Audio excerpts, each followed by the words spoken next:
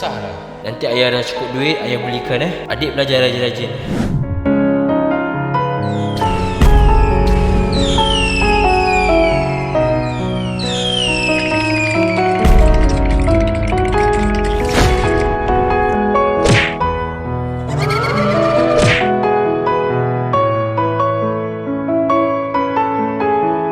Ni hadiah adik untuk kamu.